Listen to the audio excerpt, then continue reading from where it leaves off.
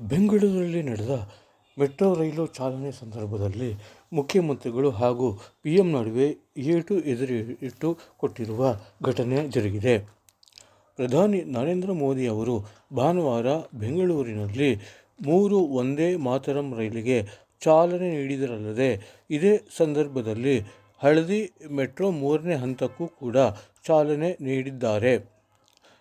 Metro yellow ಲೈನಿಗೆ ಚಾಲನೆ ನೀಡಿದ ನಂತರ ಪ್ರಧಾನಿ ನರೇಂದ್ರ ಮೋದಿ ಮುಖ್ಯಮಂತ್ರಿ ಸಿದ್ದರಾಮಯ್ಯ, ಉಪಮುಖ್ಯಮಂತ್ರಿ ಡಿ.ಕೆ. ಶಿವಕುಮಾರ್ ಅವರೊಂದಿಗೆ ಮೆಟ್ರೋ ರೈಲಿನಲ್ಲಿ ಪ್ರಯಾಣ ಮಾಡಿದರು. ಇದೇ ಸಂದರ್ಭದಲ್ಲಿ ಮೆಟ್ರೋ ರೈಲಿನಲ್ಲಿದ್ದ ವಿದ್ಯಾರ್ಥಿಗಳೊಂದಿಗೆ ಪ್ರಧಾನಿ ನರೇಂದ್ರ ಮೋದಿ ಅವರು ಸಂವಾದ ನಡೆಸಿದರು.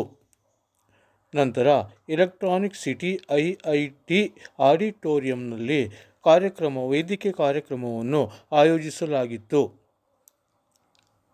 ಈ ಕಾರ್ಯಕ್ರಮದಲ್ಲಿ ಪ್ರಧಾನಿ ನರೇಂದ್ರ ಮೋದಿ, ಮುಖ್ಯಮಂತ್ರಿ ಸಿದ್ದರಾಮಯ್ಯ ಹಾಗೂ ಉಪಮುಖ್ಯಮಂತ್ರಿ ಡಿ.ಕೆ. ಶಿವಕುಮಾರ್ ಅವರಲ್ಲದೆ ಅನೇಕ ಗಣ್ಯರು ಮತ್ತು ಸಚಿವರುಗಳು ಭಾಗವಹಿಸಿದ್ದರು.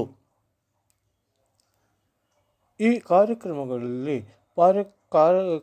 ಭಾಗವಹಿಸಿದ್ದ ಮುಖ್ಯಮಂತ್ರಿ, ಪ್ರಧಾನಮಂತ್ರಿ ಹಾಗೂ ಉಪಮುಖ್ಯಮಂತ್ರಿಗಳು ಮಾತನಾಡಿದ್ದರು. ಮುಖ್ಯಮಂತ್ರಿ ಸಿದ್ದರಾಮಯ್ಯ ಅವರು ಮಾತನಾಡಿ, ಬೆಂಗಳೂರು ಮೆಟ್ರೋ ತಂದಿದ್ದು ಅಂದು ಪ್ರಧಾನಿಯಾಗಿದ್ದ ಮನಮೋಹನ್ ಸಿಂಗ್ ಅವರು. ಮೆಟ್ರೋಗಾಗಿ ರಾಜ್ಯ ಸರ್ಕಾರ ಹೆಚ್ಚು ಖರ್ಚು ಮಾಡಿದೆ. ಮಹಾರಾಷ್ಟ್ರ ಮತ್ತು ಗುಜರಾತ್ನಂತೆ ಕರ್ನಾಟಕಕ್ಕೂ ಹೆಚ್ಚು ಒತ್ತು ನೀಡಿ ಎಂದು ಪ್ರಧಾನಿ ಮೋದಿ ಅವರನ್ನು ಒತ್ತಾಯಿಸಿದರು. ನಂತರ ಮಾತನಾಡಿದ ಪ್ರಧಾನಿ ನರೇಂದ್ರ ಮೋದಿ, ರಾಜ್ಯ ಮತ್ತು ಕೇಂದ್ರ ಸರ್ಕಾರ ಇರುವುದೇ ಜನರ ಸೇವೆಗಾಗಿ. ನಾವು ಒಂದಾಗಿ ಕೆಲಸ ಮಾಡಬೇಕು. ಮೇಕ್ ಇನ್ ಇಂಡಿಯಾದಲ್ಲಿ ಮತ್ತಷ್ಟು ಸಾಧನೆ ಮಾಡಬೇಕು ಎಂದರು.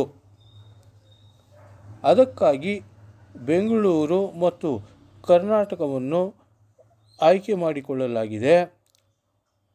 ನಮ್ಮ ವಸ್ತುಗಳನ್ನು ಶೂನ್ಯ ಡಿಫೆಕ್ಟ್ ಇಲ್ಲದಂತೆ ತಯಾರಿಸಬೇಕು ಎಂದು ಮುಖ್ಯಮಂತ್ರಿ ಅವರು ಕೊಟ್ಟ ಏಟಿಗೆ ತಿರುಗೇಟು ನೀಡಿದರು.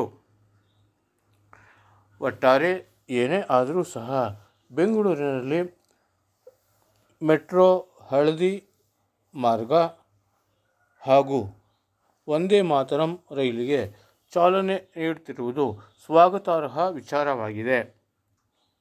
ಇನ್ನು ಮುಂದಾದರೂ ಇವರು ರಾಜಕೀಯವನ್ನು ಬದಿಗೊತ್ತಿ ಕರ್ನಾಟಕ ರಾಜ್ಯದ ಅಭಿವೃದ್ಧಿಗಾಗಿ ಎಲ್ಲ ನಾಯಕರು ಕೂಡ ಶ್ರಮಿಸಬೇಕಿದೆ.